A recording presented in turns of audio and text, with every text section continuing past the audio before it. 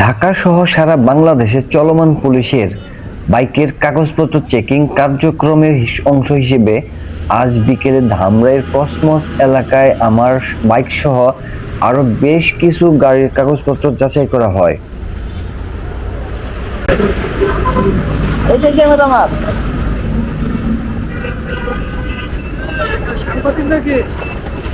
আইনের প্রয়োগ মানেই হয়রানি নয়, এটা আমাদের সবার নিরাপত্তার জন্য। তাই সবাইকে অনুরোধ, গাড়ির প্রয়োজনীয় কাগজপত্র হালনাগাদ রাখুন এবং আইনকে সম্মান করুন। আইন মানলে পথ হবে নিরাপদ, ভ্রমণ হবে নিশ্চিত। এই ভিডিওটি বেশি বেশি শেয়ার করুন যাতে সবাই আগে থেকেই সচেতন হতে পারে এবং এই তথ্যটি আরো মানুষের উপকারে আসে। ধন্যবাদ।